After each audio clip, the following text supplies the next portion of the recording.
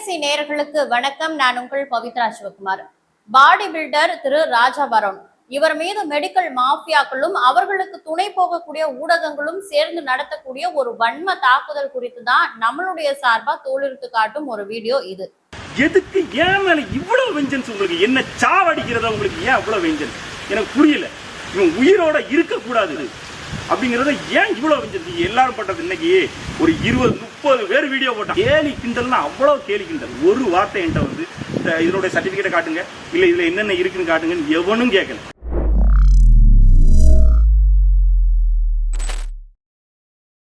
இந்த விளம்பரத்தை நீங்கள் பார்ப்பதே கஷ்டங்களை தீர்க்க கடவுள் காட்டும் நல்வழிதான். தடைபடும் திருமணம், கணவன் மனைவி பிரச்சனை, வேலையின்மை, தொழிலில் நஷ்டம், அரசியல் வளர்ச்சி, ராசிகள் பரிந்துரை, நியூமராலஜி, வாசதோஷ பரிகாரங்களும், மாங்கல்ய தோஷம், மருத்துவ பிரச்சனைகள் என எல்லா சிக்கலுக்கும் தீர்வு உண்டு. கேரள பாரம்பரிய சோழி பிரசனத்தில் உங்கள் பிரச்சனைகளை கண்டறிந்து எளிய பரிகாரங்கள் மூலம் சிறந்த தீர்வு அளித்திட ஜோதிடர் ஸ்ரீ குருவாயூர் வி சுகுமாரனை அணுகுங்கள். நீங்கள் உலகின் எந்த மூலையில் இருந்தாலும் கவலை வேண்டாம். ஆன்லைன் மூலமாக ஜோதிடரை சந்திக்க திரையில் தெரியும் எண்ணை தொடர்பு கொண்டாலே போதும். இன்ஸ்டா இன்ஃபுளுசர் அப்படின்னு அறியப்பட்ட திரு ராஜா பரோன் தன்னுடைய உடற்கட்டமைப்பு, அதாவது தன்னுடைய உடலை வந்து ரொம்ப வலுவான விதத்துல பாடி பில்டிங் பண்ணி ஸ்ட்ரக்சரை செதுக்கி வைத்திருக்கக்கூடிய இவருக்கு மிகப்பெரிய ரசிகர் பட்டாலும் சமூக வலைதளங்கள்ல இருக்கு.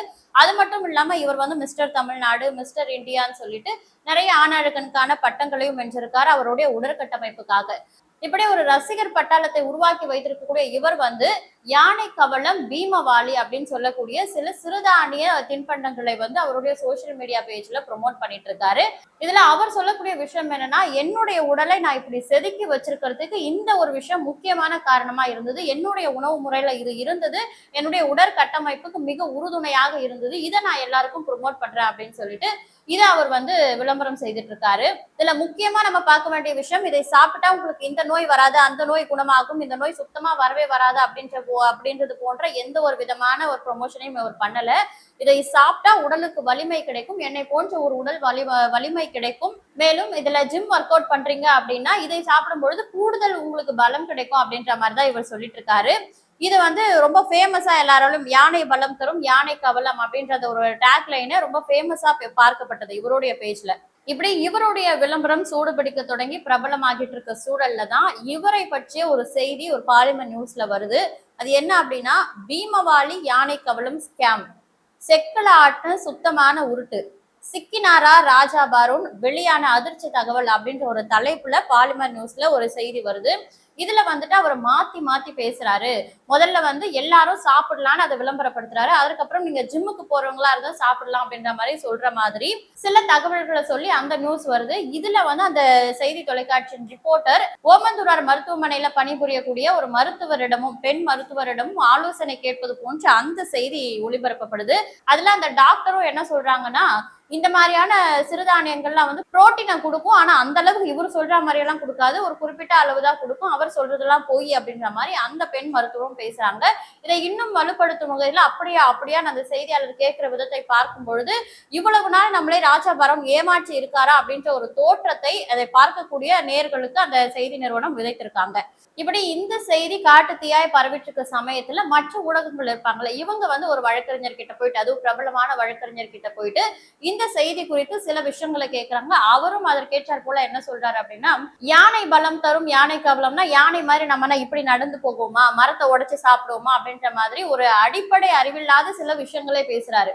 அவரு சொல்லும் பொழுது என்ன சொல்றாரு அப்படின்னா, யானை பலம், அதாவது யானையை போன்ற பலம் தரும் அப்படின்னு சொல்லிட்டு ஒரு ஓமைக்காக அதை சொல்றாரு. அதை கூட புரிஞ்சுக்க முடியாம இப்ப நம்ம யானை மாதிரி இப்படி காட்டுல நடந்து போவோமா, நம்ம மரத்துல கிளைய உடைச்சு சாப்பிடுவோமா அப்படின்றதெல்லாம் பேசுறது எப்படி ஏற்கத்தக்க விஷயம் அப்படின்றது எனக்கு புரியல.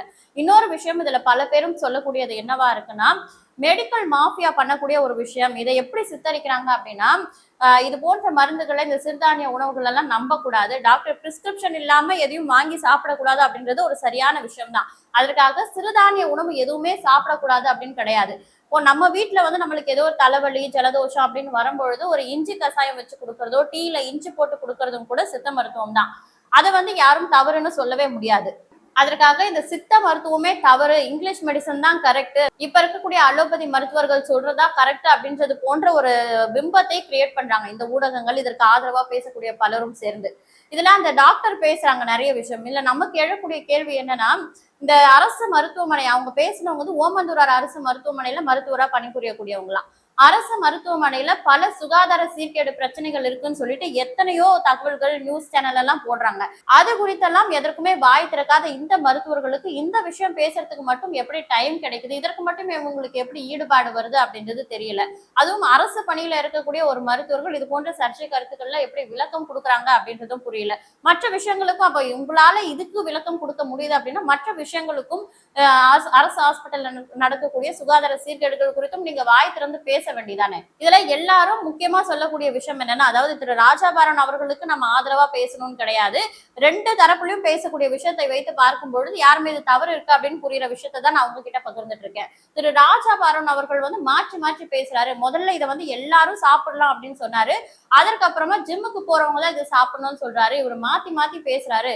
அப்போ இது வந்து உருட்டு அப்படின்ற மாதிரி எல்லாம் நிறைய சொல்லிட்டு இருக்காங்க.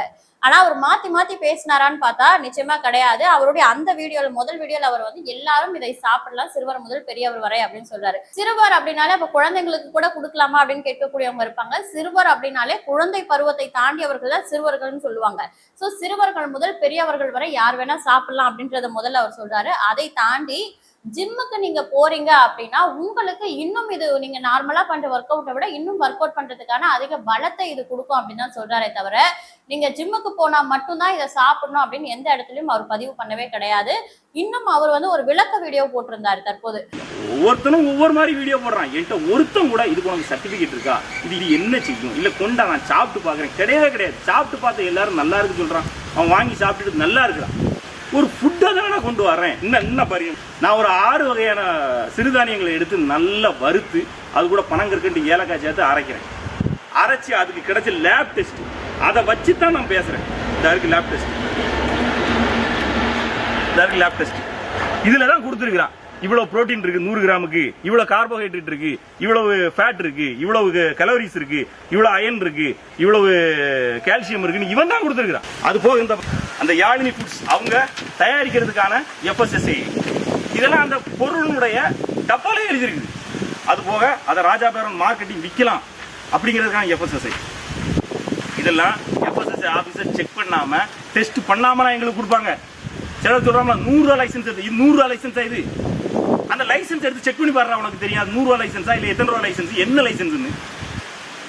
பீமவாலி சரசல் ஃபுட் இந்த பாரு, அதை தயாரிக்கிறதுக்கான FSSAI. சாதாரண சிறுதானிய மிக்ஸ், சிறுதானிய மிக்ஸை சாப்பிட்டா நல்லது இல்லைன்னு ஒரு டாக்டர் சொல்லுங்க. இதை நீங்க யாரெல்லாம் ஏத்துக்கிறீங்க?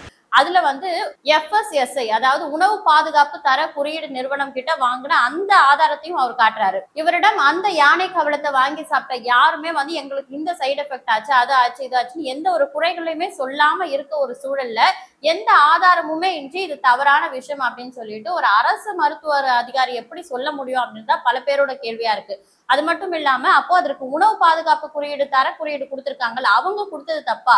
மத்திய அரசு FSSAI அந்த உணவுக்கு பாதுகாப்பு தர குறியீடு கொடுத்தவங்க தப்பா? அப்ப மத்திய அரசை நீங்க குறை சொல்றீங்களா? இப்போ இது போன்ற ஒரு விஷயத்தை குறை சொல்லணும் அப்படின்னா அந்த உணவுக்கு அனுமதி அளித்த அதிகாரிகளையும் தான் குறை சொல்லணும். அதை விட்டுட்டு அதை ப்ரொமோட் செய்யவர்களை மட்டும் இவங்க குறை சொல்றது எந்த விதத்துல சரி அப்படின்னு தெரியல. அதற்கும் மேல இதுக்கு இன்னும் எரியிற நெருப்புல எண்ணெயை ஊற்றுவதை போல வீடியோ போடக்கூடிய நிறைய யூடியூப் கிரியேட்டர்ஸ் என்ன பண்றாங்கன்னா அவங்க வைக்கக்கூடிய அந்த தம்ப்நெயில் பாடி பில்டரின் திருட்டுத்தனங்கள், இன்ஃபுளுசரால் பறிபோன உயிர். எந்த உயிர் பறி போச்சு அப்படின்றதுக்கான எந்த ஆதாரமுமே கிடையாது. ஆனா இன்ஃபுளுசரால் பறிபோன உயிர் அப்படின்னு போட்டிருக்காங்க.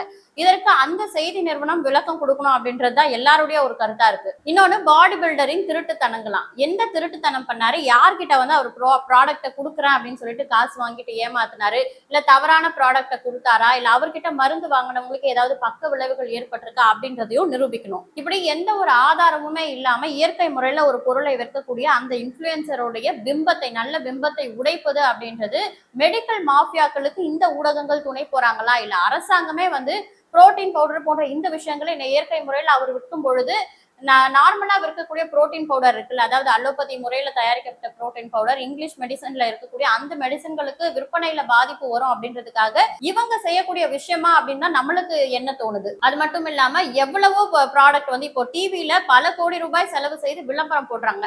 ஹார்லிக்ஸ் ஆகட்டும், பூஸ்ட் ஆகட்டும், இதெல்லாம் சாப்பிட்டா உங்களுக்கு ஸ்டெமினா வரும், சிங்கம் போல ஸ்ட்ரென்த் எனக்கு அப்படின்னு சொல்லி எல்லாம் ஒரு விளம்பரம் வருது.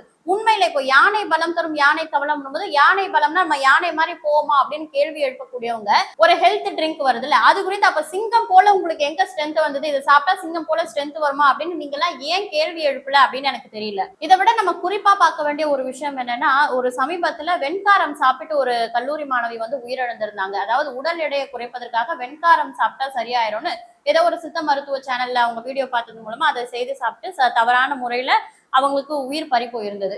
இந்த விஷயத்தோட இந்த யானை கவலத்தை ஒப்பிட்டு பேசுறாங்க. வெண்காரம் அப்படின்றது உண்மையில சித்த மருத்துவத்துல பயன்படுத்தக்கூடிய விஷயமா இருந்தாலும் அது இயற்கையான ப்ராடக்ட் கிடையாது.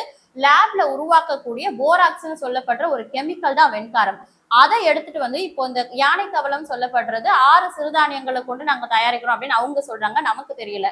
அந்த வெண்காரத்தை கொண்டு வந்து இந்த சிறுதானியங்கள்ல தயாரிக்கப்படுற உணவுப் பொருளோட ஒப்பிடுறது எப்படி சரியா இருக்கும் அப்படின்னு எனக்கு தெரியல.